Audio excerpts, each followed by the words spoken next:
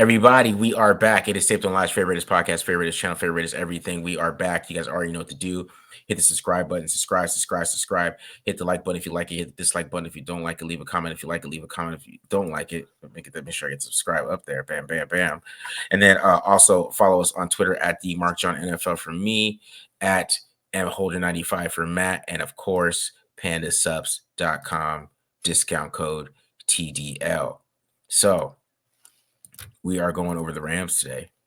The game where, after watching the film, my thought process came true, where everybody played well, pretty much, except one guy. And the offensive line did have some mistakes. For to go over that today. I'm gonna go over the base of the whole offensive line today. Kind of just focus on them, because they are the talk of. It's either Luke Getsy sucks, fire AP, or the offensive line sucks. It's not really like there is some quarterback sucks talk out there, but it's not a lot. I don't say a lot. It's mostly AP sucks, our offensive line sucks, Luke Getsy sucks. It's most of those three things I see in the Raiders sphere. That's what I would say it, in the Raiders atmosphere, or whatever, Twitter sphere, whatever, X sphere, whatever you want to call it. Put it this way, I tweeted out that DJ Glaze had an elite run blocking grade this week, and I've got like dozens of replies about him having a holding penalty. And but what do you do in pass protection? Like, good God, you guys can't literally have anything. Anything good, you just have to shit on, I guess, except for Gardner Minshew. Apparently, he gets no hate. I never seen people are just like, well, we don't expect anything. Like, what are you talking about? Because half the offensive line probably is him still, in my opinion. A lot of the offensive line always look worse on TV, because he'll like fade into a pressure and they'll be like, oh my God, Colt Miller got beat. And it's a lot of those things, man. But I'm still getting people saying that. Yeah, I don't know. I've still gotten people saying that Miller's washed and that he's been playing like terrible. I'm like, outside of the first 2 weeks, he's been pretty damn good. He's given up like one sack, which was to Myles Garrett, I think, since then. So I don't know. Yeah, he's been steady Eddie, man. The run game, you can talk about in the run game, maybe he's made some mistakes in here and there and had some bad plays, but I think he did pretty good against Jared Verse. And Byron Young. I thought he did pretty good. They beat him a couple times. And that's what you see from a lot of fans. They see the guy get beat once. He's like, oh, he's terrible. But they had like 45 pass snaps. You know what I mean? Like, it's not like he lost once.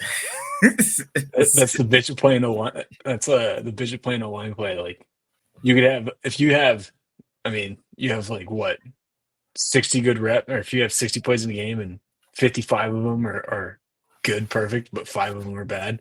Yeah, you get a shitty game. Mm-hmm. You're awful. Can't be out there. So, but yeah, I thought they played pretty well.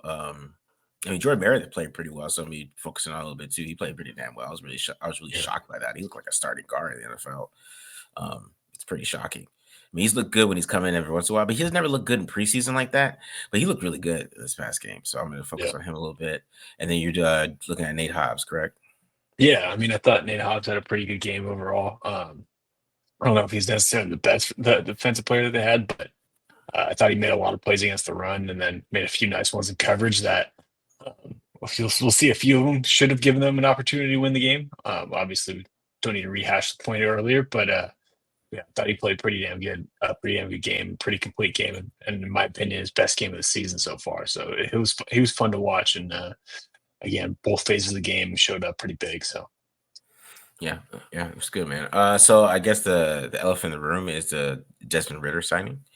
Desmond Ridder is the new, I guess he's the new backup quarterback for the Raiders, or eventual starter.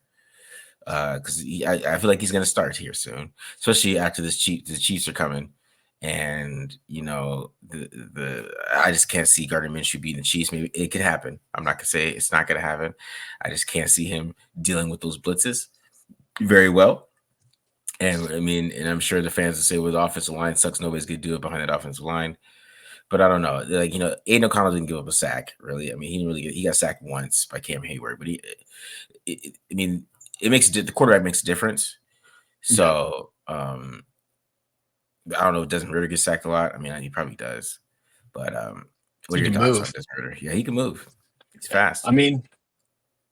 I'll say this: I think they bring in Desmond Ritter because over a guy like a Ryan Tannehill, because again, I think they realize too, like this season is pretty much lost at this point, and maybe there's an outside chance, like a 1% chance, or maybe even less than that, like a 0.1% chance of, hey, maybe this guy, he is only 25 years old and he was, a decent prospect and started a few years in Atlanta, or for a year in Atlanta. Maybe he can potentially have a chance to be the guy of the future. I don't think that'll happen. I think that's a huge long shot, considering he didn't even win the backup job in Arizona this past offseason in training camp. But Yeah. I don't know. It's an interesting signing. I mean, to me, I kind of thought they would. I thought they were going to just sign Nathan Peterman off the. I think he's on the Falcons practice squad because again, he knows the offense and can at least keep him floating without having to play Carter Bradley before Carter Bradley is ready. Mhm. But I mean, it's interesting. It gives me a little bit of spark and a little bit more of a reason to watch for the rest of the year to see what he can do. But I'm not expecting much. Again, guy that was at the off season and couldn't win the backup job out in Arizona. So expectations are pretty low. But hey, we'll see what he can do. Maybe he can make it a little bit more make the games a little more watchable throughout the rest of the season, or at least till O'Connell gets back. So we'll see how it Yeah. goes. Yeah. Ritter's, I mean, Ritter's just inconsistent too. I mean, he's definitely a backup type of quarterback. Um, he got his chance last year. Didn't really do anything with it. Kind of was disappointing for the Falcons. I mean, he can be clutch, which I always made fun of him since I've watched him in Cincinnati, where he would like be the worst quarterback for 3 quarters, and then the fourth quarter would start, and that's when he got drafted. He got drafted on fourth quarters, and I mean, you saw some Nice. of that even last year. He had like 5 game-winning drives. Like he's just weird. He's weird that way. That's funny. Um, I don't know what that wiring is about. I don't know what that's about, but it's the problem is the other 3 quarters. He's just awful, kind of at this point, and just decision making with him. Like Yeah. that's our problem. There'd be a lot of turnovers. Be a lot more turnovers than planned. So, well, I mean, we're really pushing on the Gardner Minshew going for the rest of the season. I think that's what we're looking at here. They were looking at Gardner Minshew, and then maybe Aiden O'Connell will like play the last 3 or 4 games. I don't know what their plan is, but if Desmond Ritter's playing, oh man, we are in big trouble. That's all I say. I'm not gonna say, because some people were like, maybe there's something there, but maybe as a pinch hitting quarterback, it's That's what I'm saying. Like you're talking about Desmond Ritter being like the fourth quarter quarterback. Maybe they just like go with the baseball approach and like they go with like a bullpen game. Keep all 3 quarterbacks. Like, O'Connell's the opener. Minshew gets you through the second and third quarter, and then Ritter comes in and closes it out. yeah, man, It's a change the big game, bullpen game. I don't know. change the whole They'll never NFL. think about how hard that would be to prepare for 3 different quarterbacks. Never know. It's the fourth quarter. Like, here comes Desmond Ritter. Yeah, yeah. They get like the little like closer music with the lights going off and everything. Like They make the call. You know what I mean? Antonio I don't know what Pierce else just to do. Yeah, right. Seriously, but man, because Bishop was just so awful this game. I don't know. yeah. I don't know what it was about, but he was god awful. And I know there was some pressure on him and stuff like that, but it was just like there's some plays where like he had DJ Turner like wide open, and like he threw it into the stands, and I still don't understand both those plays why he threw it into the stands. I watched that play like 3 or 4 times in a row. Like, why did you throw it into the stands? And I'm going to show the play, but I'm not going to show from the high angle, the sideline angle, but it's just. I just didn't understand it. I didn't understand. Yeah. I've been on him about him being bad this year, but he was just like didn't he get like a 27 on PFF grade? I agree with that. I agree with it. I mean, I think that was a very generous Yeah, 27. they didn't charge. I don't think they charged the fumble to him Mhm. as a turnover worthy play, but still a 27 grade is not gonna not gonna get the job done. But I do think like I kind of had a similar feeling like watching the defense. I'm like, man, this is one of the best games the defense has played in like a few weeks. Like this is it's in a while. Like I think we talked about it in the instant reaction show. Like they played. I mean, they gave up 14 points, right? And both of those touchdowns came on short fields turnovers. Mhm. So it was even more frustrating to me. Like, man, like there were only like a couple of guys who I was like noting down as like didn't not playing well, and so it feels like the game was pretty much wasted because couldn't get it done on the other end of the ball. Like, Yeah, he was just so bad, man. Like they could run the ball this game. They could run the ball pretty well. I mean, Zamir White had a good run. It mixed in there. Like Madison looked pretty good. They were run blocking really well. And I know that they're a really bad run defense, but I mean, it's still like you had yeah, everything working. There's guys getting open. GJ Turner and Trey Tucker are winning. Tucker had like a great route and a slant, great route. I mean, everybody played well, yeah, except like Andre James and I think Jex Powers Johnson didn't play that well overall. And like I said, I'm gonna go over that a little bit too. But I mean, you just can't get the Raiders playing that prepared, playing that well. I thought Getsy actually did pretty well getting some good schemes like for Brock Bowers and getting him the football, and they did a good job of getting him the ball without having to run slants and stuff like that. And yeah, it just felt like Gardner Minshew just was not. He did not think he was going to play that game. yeah, yeah. I mean, maybe that's part of it. Is what was. I mean, I guess it was his second game not starting and just wasn't ready to go and whatnot. But the problem is turnovers have been a problem for him even when he was starting. But yeah, he leads the league with 10. Yeah. God damn. And 2 for touchdowns. 2 have gone for touchdowns themselves. You know what I mean? Like, what was the other one? The Broncos. Right. Which ruined the whole game. They were like, oh man, this is a great game. They're about to be up 17-3. We're dominating. A great defense is just boom. Arguably the turning point in the season.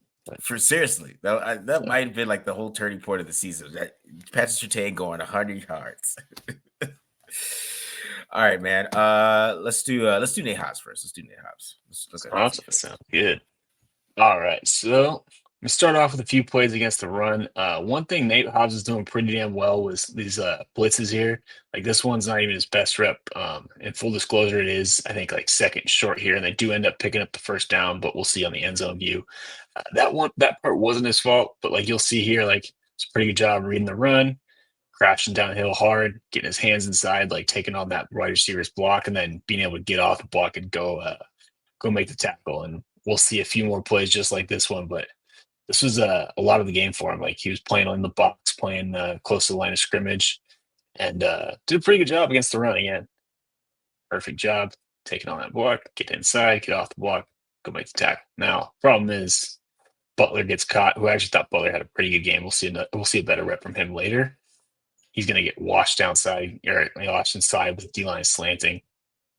That creates that massive hole. And then on top of this too, I forget this guy's name, but he's the one he's the D tackle that they picked up from the Colts at the end of the year. He's been playing a lot lately. Mm-hmm. They've been so thin, but yeah, you can see it. I genuinely think if the defensive tackle can at least hold their ground here, Nate Hobbs might get the defensive stop here and prevent the first down because this is a hell of a rep from him. Yeah, take on the block, get off it, go make the tackle. Now, his next one's going to be on 4th and 1. And one thing, I cut this a little bit too quickly, but one thing that we'll notice a bunch of times, and I got to tip my cap to Patrick Graham here after hating on Graham a little bit last week. Whenever the Rams would motion, they would roll down Charlon Merrick, the safety here, to cover the slot, and then Hobbs had the freedom to blitz, which was working for him all day. Like you're going to see right here, he times up the blitz perfectly. Doesn't tip it or anything pre-snap too. This was early in the game. Again, 4th and 1 here. Tutu Atwell is going to try and cut him off and block him, but he's just too quick. Ends up making the tackle. And with a much better rep from Adam Butler, we'll see it a little bit better on the end zone view. He ends up making the tackle and getting them short of the sticks and getting the defense off the field. Again, to see it from this angle. See it's a little bit once that receiver starts motioning across the formation and then just hits it hard. Boom, go make the play. You can see Butler here. This is a hell of a job by Butler. Split this double team, drops to the knee. Again, nice job by Spillane too here to be physical and understand the situation, short yardage. Make a play. Also, Chase on. He had a pretty good game against the run this week. You'll see him here, like going up against the tight end. Still not great to go up against offensive tackles, but on this play right here, this little, I believe, technically power run. I'm not 100% sure with the wide receiver. Mm-hmm. He does a good job of setting the edge and then reducing the space here in the short yards, keeping Williams contained. Who, again, if you watched the preview, he was having a pretty good few weeks heading up into this game, and Raiders were able to keep him in check because a lot of their D linemen stepped up this week, Chason, Butler included. Mm-hmm. Again, same thing as before. We're going to see the motion. He's going to keep motioning. Excuse me. One of these guys is going to motion. Yep, there we go. You can see him motion, see Atwell motion across the formation. Again, this time it's not Merritt, but Jack Jones is there to cover the outside slot receiver. You can already see Hobbs cheating a little bit. Same thing, beats this guy across his face to beat him to the spot. Makes another nice tackle for a short game. I think this one was just a second or first and 10, just for a short game. But again, beautiful play, well-timed blitz. Ends up making a tackle right near the stick or right near the line of scrimmage. So nice play. Nice play. Yeah.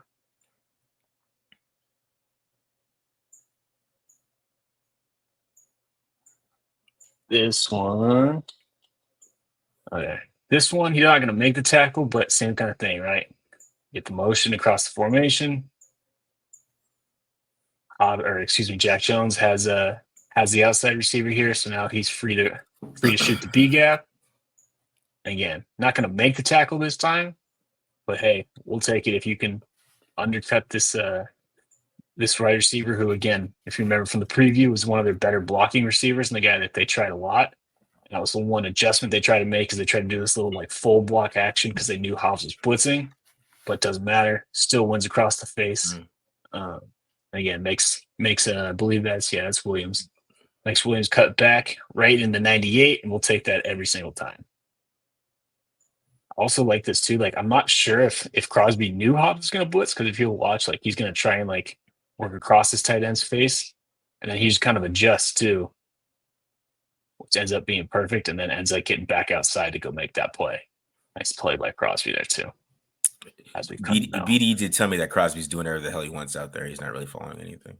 Yeah, he is. He does freelance a little bit, but when you make plays, you can make plays. You make plays, you can get away with it. Yeah, you do whatever you want, Crosby. I don't care. Yeah, that's what I say. Moving on to a few reps in coverage. Now, this time it's going to be a little bit different, right? If you notice, I'll back this up a little bit. Tron Mary is going to start in this too high look, and then he's going to come down the line of scrimmage. I believe he's the one that's going to blitz, and the Raiders are going to be in cover one. So instead of Hobbs being able to be the free rusher or become free, he's got to follow his man in coverage, and he ends up making the play. Now, this isn't exactly a high-quality tackle. The Rams do get 6 here, but as you can see, it's second and long. And Hobbs is at least doing his job of, let's go get the defense off, or let's give ourselves a chance on third down. And on top of that, too, with this play call, Jacorian Bennett, who I know I talked him up in the post game, he did not have a good game in coverage either. I don't know why he keeps doing this. Every time they run to his side, he just freezes.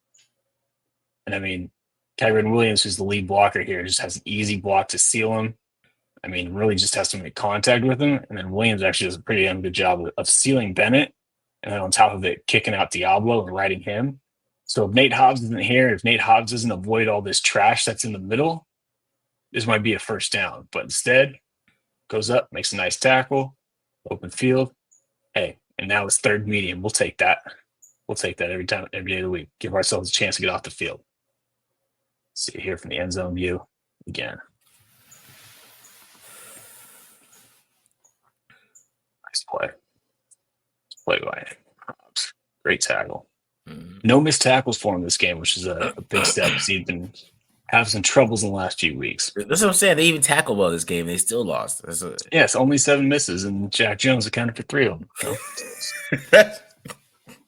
Anyways. Beyond that point. So, yeah, now moving on to a few plays from him in coverage. Let's see. What's this one? Same thing here. This time, they're going to have him follow their man again. This is going to be a tough cover with this little return motion from Tutu Atwell. Because one, it's going to get Nate Hobbs' momentum going the other direction. And on top of it, too, I'll back this up a little bit. You watch 15, I mean, right now, pre-snap, or I guess it's not quite pre-snap, but now it's pre-snap. I mean, he's very clearly eyeing Hobbs, and he doesn't take his eyes off of him. So they're setting up the pick route here, and it actually works decently because you'll see Hobbs recognize it. He starts to pull up a little bit, also protecting himself against the inside, but most importantly, avoiding himself getting picked. So there's not much he can do to prevent the completion here. But what he does do is stay with it and converge on the ball or close on the receiver quickly after the catch. And hey, again, second down, second and long. Not ideal. We'd like to prevent the completion, but again, not much you can do that. You got to tip your cap in the play call. And Hobbs at least does his job of let's force this guy out of bounds. Same thing. Third and short, and we have a chance to get off the field. Not an easy cover. All right, this one's going to be the pick. First of all, again, I really like what Graham was doing in this game. We got 1, 2, 3, 4, 5, 6, 7 guys on the line. 8 if you want to count Merrick. And then obviously no safety help back here. So what Matt Stafford's thinking is he's thinking, got the double mug look. It's going to be cover 0. So you're going to see them motion out to this trips formation here. And then I believe it's going to be Atwell. Yeah, runs the short curl. So because of that pre-snap look, and Matt Stafford knows he's got cover 0 coming, he's going to short curl it perfectly open. However, we watched Robert Spillane here. Spillane does a good job selling it out of the field for his first 2 steps. And he's going to retreat and drop back as a low hole player in a cover 0 look. And the whole time he's reading Stafford's eyes, steps in the throwing window, and ends up making a play on the ball. Now, I will say this absolutely should have been Robert Spillane's pick. And a pick 6, yes. Yeah, maybe pick. Oh, I think Atwell hawks him. Yeah, probably. Right. But I'm going to give him some credit. Because if you watch Nate Hobbs here too, like Nate Hobbs, he starts widening outside. Like I think this was the volleyball set for like Nate Hobbs to spike it or go get the pick here. So we'll give Spillane a little bit of credit. Maybe he did this on purpose, not really. Either way, ends up being a pick for Nate Hobbs because he's in the right spot. Nice little return here. I'll back this up a little bit too. But the other thing I like about this rep from Hobbs, again, get that motion, let's communicate the switch, reads the route, drives on it. Again, makes the play on it. Get a nice little return here. Put the ball in the red zone for Daniel Carlson to kick one of his 5 field goals. For the Raiders to do absolutely nothing in the red zone. Yeah, let's see. Did this hit Spillane in the face? Let's see. No, just nope. Just those bricks attached to his wrist. Hey, good play, Spillane. I don't mean to hate on him. That was just funny to me because that literally was gift wraps. Hey, give it to the guy that can catch it, right? Give a guy that can catch it and run. We'll take that every time. All right, last play here. Now, this is another one, and I saved this for last because it's going to be another great open field tackle and a great read from Hobbs. But the situation here is this is the Rams, or I guess technically second last possession because they kneeled it at the end. The Rams are up 5, and the Raiders still obviously have a chance to win the game. It's going to be 3rd and 6. So we're going to see a little motion here from this outside receiver. And again, Raiders going to get caught in man coverage. Now, Nate Hobbs, I'm not exactly sure what they're communicating here. I'm curious if BD has any insights in this. But obviously signaling something Jacorian Bennett and Nate Hobbs, I'm assuming too, about how they want to play this little bunch formation. And on top of it, Rams are going to run a little bubble screen here. And I believe technically Nate Hobbs should be fitting to the outside of this receiver to force the bubble screen to work back into the defense. Mm-hmm. So he takes a bit of a gamble here by working underneath the block. But again, like how Crosby does some freelancing, you make the play, it's all good. Ends up getting the tackle here, laying out, and tackling him short of the sticks. So another high impact play that, again, gave the chance for the Raiders to win it, only for Gardner Minshew to throw his 4th interception of the game. But again, it's a great instinctual play. I like to see him taking command a little bit here, taking some charge, signaling to the defense with how they want to play this. Maybe cut the block, go make the play. Nice play, especially with Jack Jones and him being in a tough spot here to be able to make this tackle. Mm-hmm. Need somebody to step up and go make that play and give us a chance to win the ball game. So again, a lot of impact plays. I mean, I thought he was a little bit better against the run and then in coverage, just generally speaking, but had to pick 2. and a couple nice tackles and coverage. Kind of the Nate Hobbs game that we kind of come to grow in love over the last few years. So just Yeah. did what he did best. Yeah, make an impact as a blitzer and kind of basically a kind of a extra linebacker type of guy that Yeah, he's kind of has been his role, especially what he does the best. In coverage, he could be hit or miss. It's depending on the receiver he's facing, where he's at on the field. It could be a little hit and miss as a cover corner, but what you showed, I mean, that's what he does best. I mean, that's why he'll still be a good guy. Probably why he's gonna play 10 years and all those things, because he can do all those things, right? And yeah, with the right scheme guy, like the right defense coordinator. I'm not saying Patrick Graham's not the right defense coordinator, but there are defensive coordinators out there that would get Nate Hobbs and he would just wreak havoc. You know what I mean? So yeah, it's just ways to use him where you could definitely have him impact him and impact the game. And I think that's what we saw this week. We saw Nate yeah. Hobbs really impact the game doing that. Yeah, it's just crazy, man. How everything And, just played better except for one guy, and it's just the yeah. theme of the show. To be honest, Hobbs kind of reminds me of like a younger Logan Ryan a little bit. Like just the yeah, fact that he can play nickel, starting to play a little more outside, and like I wouldn't be surprised if like towards the end of his career if he maybe plays a little bit of safety, a little bit of strong safety too. So kind of my 4-year comp for him, I guess, Logan Ryan, who had a pretty good long career in the NFL. yeah, I think that's a good one too. Because that's what I mean. Like Logan Ryan's not the best cover guy in the world. Right. There's some games where he does have good cover games, but he could be beat. That's why he can move Mhm. into safety and stuff like that, and he can still be a really good player. So, yeah, I thought Nate Hobbs has a lot of upside in those areas where I feel like he's going to be playing a long time. So we'll see if the Raiders try to decide to re-sign him. That's a free agent, ain't he? Isn't he a free agent? Yeah, yeah, he is. I mean, I'd bring him back. He'd probably be, especially with Merrick struggling and Boone getting injured, he'd probably be one of my top guys I'd try and bring back if I'm running the show. Yeah, for sure. Because, like I said, he'll go to the wrong coordinator. He'll go to C. Spagnuolo, and you'll be pissed if Spagnuolo will figure out how to use him. You know what I mean? Don't, yeah, don't say that though. Don't put will that into existence. I'm just you better because he won't be that expensive, in my opinion. So give him like 11 million or something. He'll be all right. He'll live. All right, let's get into some offense, man. Offensive line, Jordan. All right, so we can start off covering Jordan Meredith. We're going to focus on him a lot for this breakdown, but just check out his game. I thought it started off really early from the beginning. One thing he did really well is picking up these stunts. When they stunted to his side, they didn't get it through. Is when they came to the other side, which I'll show you later here. So you see them; they try to push him basically out of the way. He's going to try to come through him and James, but he does a good job of standing his ground there, kind of just shutting down that stunt altogether. Allows JPJ to come help. They get a good completion here to Brock Bowers. Also, watch Brock Bowers just keep this linebacker frozen. This linebacker tries to act like he wasn't supposed to move with him, but he just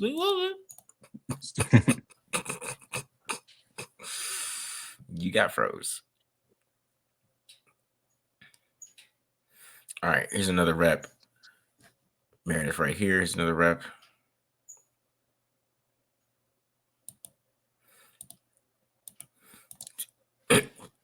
Well, I like about him. Like he has pretty good stance right here. He's a little awkward, in my opinion, but like he gets the job done. Like his feet are just look awkward to me. I don't know. Maybe I'm just being weird. It just looks a little awkward, like unorthodox a little bit. But he does a good job with his hands. He has great hands, great extension. He's very powerful, dude, too. Look how powerful he is. It's a great rep against Brendan Fisk. Of course, Colton Miller is this is the rep Colton Miller lost that is like on the internet. And also the difference between a quarterback who gets rid of the ball and who doesn't.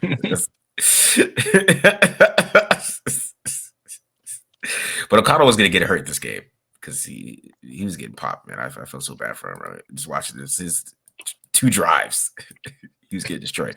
But here's another rep. Here's him against, I believe this is Turner here. He does a good job on this one. Turner, he very, very great pad level, but you see he's kind of got Jordan Meredith off balance, but Meredith is so strong and it resets his hands. He gets back into the fold a little bit and ends up getting kind of a pancake there. Say he probably tripped over DJ Glaze a little bit, but he still was able to reset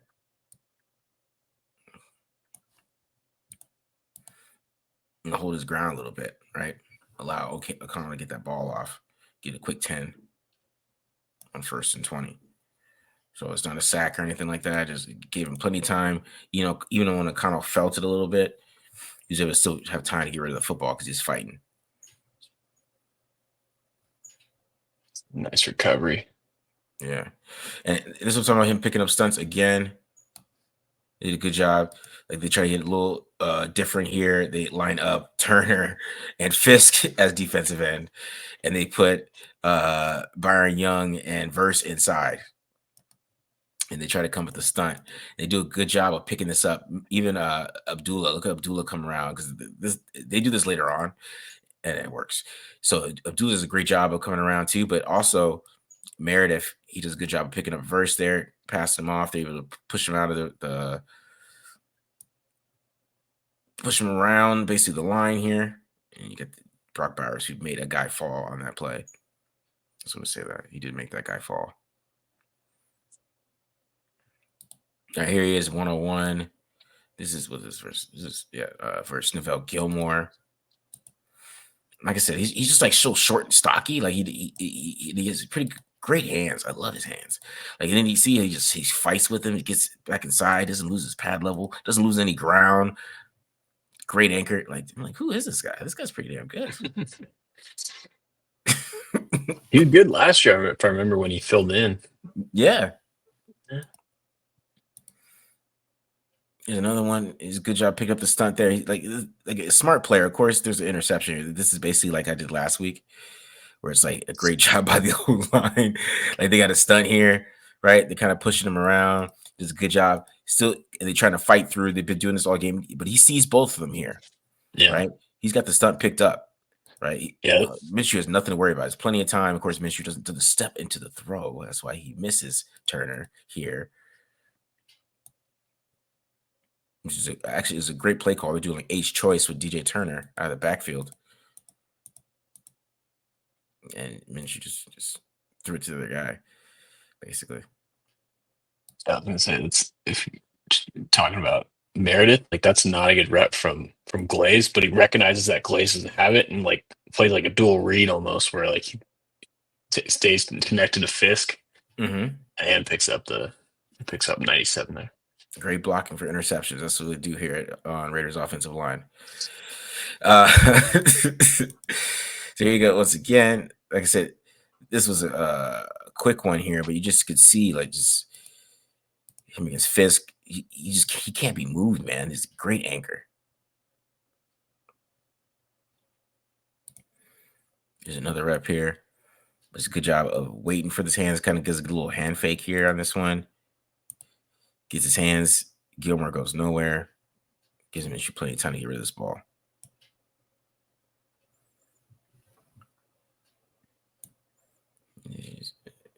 And just so many great reps. That's why I was like, I could have did like 5 minutes on him.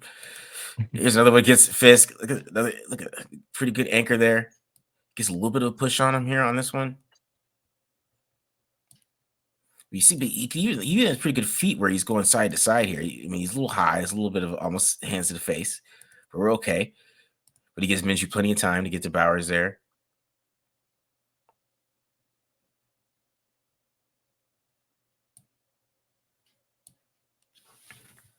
And then the run game, he has some pretty good blocks too. Here, see on the long trap here. Good block there. If JPJ doesn't get his butt kicked here, JPJ with the high pad levels, there's JPJ. You just get tossed, right? He got tossed, but you see Meredith, he has a great block, perfect for Madison to hit. If Johnson keeps his block, this is a big run here.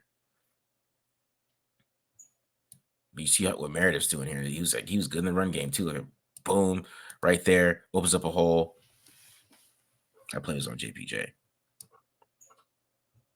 And then here he is on the outside zone. And he just pushes. I think that's Gilmore all the way to the 20. No, that's number 90. I don't know what number 90 is.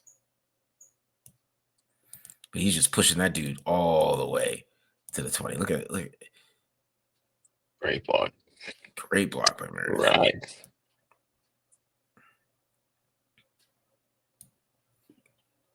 And last one for Meredith. Here's another one.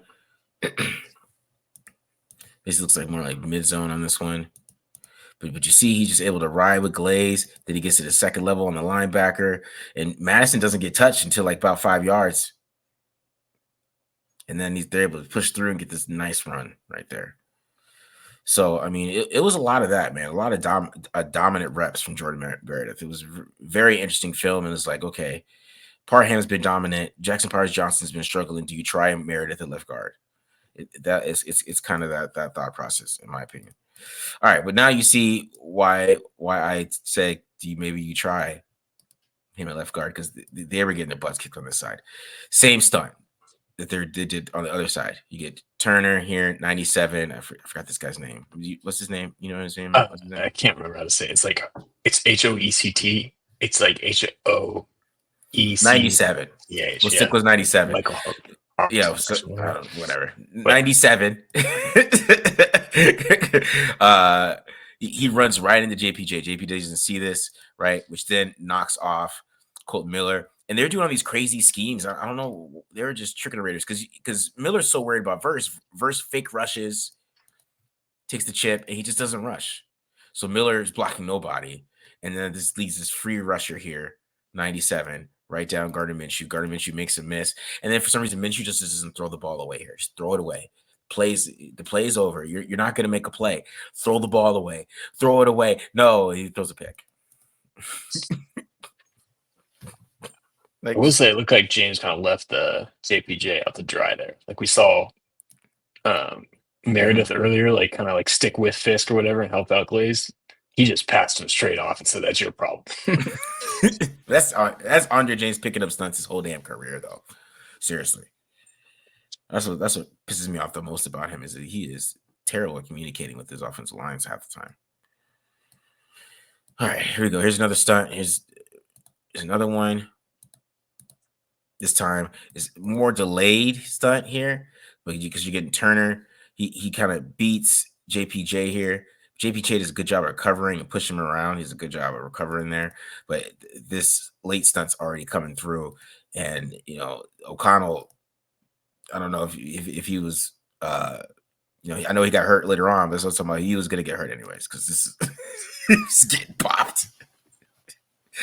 We've seen this 2 series here. We've seen him get popped at least twice. All right, here's another stunt they had an issue with. Kind of the same thing a little bit, right? Where, I have Turner kind of push out JPJ. Andre James just leaves him to with no help. And then here comes Turner. Forced to throw it away. So same old. It was like this over and over again, to be honest. All right, another one. But this time, this is the fumble for the touchdown. Now, this is a blitz, okay? Now, this one's a little different. So you're getting this guy. He's blitzing really late, okay? And Minshew does not see him, okay? Minshew has no idea this guy's coming. You could just tell how nonchalant he was in his pocket because they got another blitz. This guy's dropping out here, this one right here. But, Brock Bowers kind of chips him a little bit. Minshew just has no idea that he's coming. Now, I was thinking that maybe Meredith missed him too. He had no idea he was coming because maybe Meredith can at least come off his block here and stop his path a little bit because he's blocking 2 guys, right? Maybe if he sees it, Meredith doesn't see it, but Minshew doesn't see it at all either because he's just so nonchalant. like dog, somebody's coming. You don't feel it.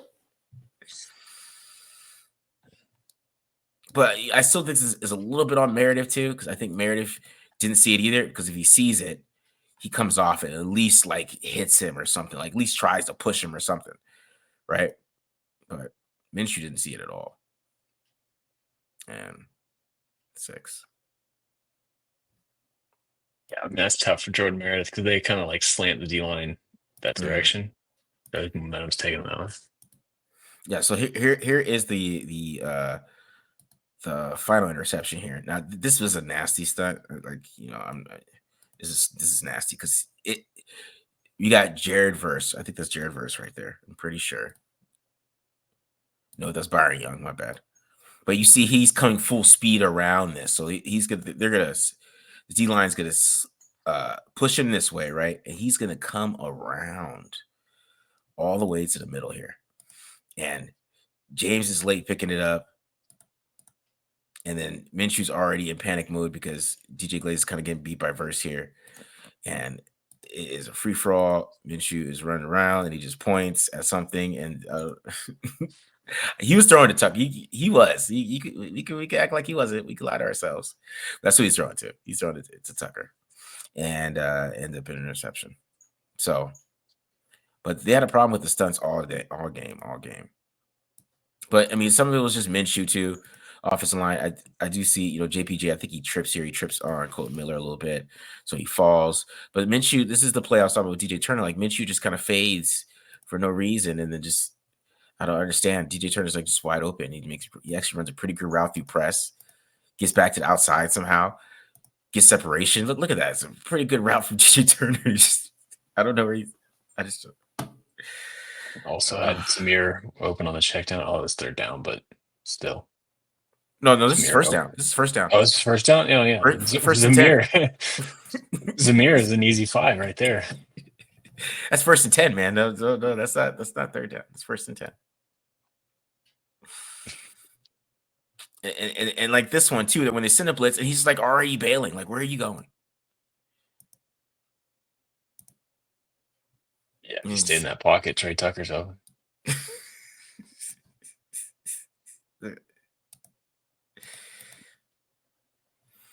Yeah, so is Turner though too. If you stay in the pocket, he is Turner. Turner might get tackled, but at least a damn completion. But like I said, in the run game, I think they did pretty well though overall. Munford gets beat inside here. I thought Madison had a pretty good game. It makes that guy miss. But you see what everybody else is doing. Look at everybody else is kicking ass. Besides Munford, right? Everybody's kicking somebody's ass. Makes a big run right there. Yeah, tough for Munford. He played like 3 plays, and one of them was this one. Yeah, I know. I mean, he recovered okay. Where Verse couldn't get the tackle, and Madison they kicked everybody's ass, and Madison had time to make this guy miss, and nobody else could get him. Might have gotten away with a hold. Yeah. Madison's vision is like hit or miss. It's like good one play, and the next play it's not. Zamir White's worse, but like he could be frustrating a little bit. So you see another good block here. They just throw Turner out of the way. See a pretty good block there from James. Get some good movement there. So the run blocking was pretty good this week. It was pretty good overall. I thought they did a good job. Even see DJ Glaze gets a little piece there. Boom.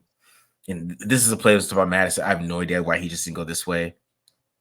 He goes this way instead. I don't know, guys. I don't know. I can't explain it to you. But yeah, I can't. But that's what I'm saying. He's so hit or miss. Like one day it's like, oh man, great vision. The next play is like, where are you going? That's Alex Madison. So, but yeah, I thought Jordan Meredith played really well. I thought he played really well. You could see why he got such a high grade on PFF. Very consistent all game. It's very consistent. Like I said, maybe that play that I showed where the blitz, maybe that you could say that's on him. Maybe that could say, it's a little bit on him or whatever. But besides that, I thought he was pretty lights out. Can't play too much better than that, especially against those guys he went inside against. I mean, these guys aren't slackers. I mean, Kobe Turner's pretty damn good. Yeah. Brandon Fisk, he rushed the passer. That's what he does best. So we'll go ahead, man.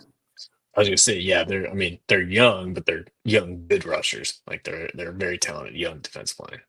Yeah, and he played well, man. We were worried. I was talking about him in the pregame. I was worried about him, and he shut me up. So he was like, "Don't worry about me, Marcus. I got this." So, yeah, he was impressive. Now I thought the offensive line blocked well, but it's just the stunts were killing them, man. And like they were getting exotic with them. That's what I'm saying. At the end of the game, they're wrapping guys, defensive ends through the A gap. It was getting crazy for them, and I think that it really felt like they're attacking Andre James. I felt like what I'm saying, like it felt like they're attacking him. And I don't know if when you're watching it, your thoughts, but that's what it felt like to me. No, I think you're right because I think especially after that first one where I was talking about where like James kind of left left Meredith out to dry. And I mean, like you said, that's on film, so I would not be surprised if they're like, "Hey, we're just going to twist," because it wasn't like your traditional ET or TE stunts where you're tagging the guards and the tackles. They were crossing the center a lot, so I would imagine that's probably part of it. And yeah, it's something they probably saw on film, and when they run it the first time or whatever the time that was, and James again leaves his guy out to dry, leaves his teammate out to dry, and you're like, well, we're gonna keep running it until you stop it. So Yeah. Yeah, most but of those are that's good athletes. yeah, that's always my concern with him at center though. Is just the stunts, and ever since he's been center, I feel like the Raiders have sucked at those.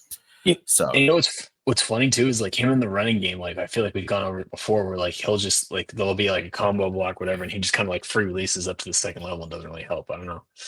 Weird, weird part about his game where I guess he's not a big fan of helping out teammates. I don't know. he doesn't like those guys or something. I don't get it. Like, or the other thing he does is he holds a combo block too long. And I'm Yeah. like, bro, get up to the damn linebacker. What are you doing?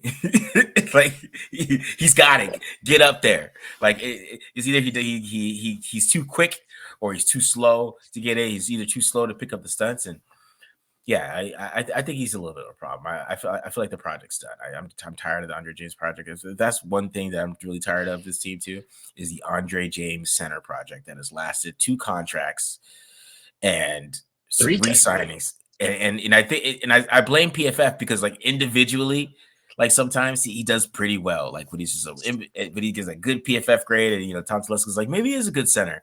Like it's just it's the centery things, you know what I mean? Like it's just that's the word I got to make up for it. It's just he just doesn't do center, Yeah. the centery stuff. Like you're just not a center.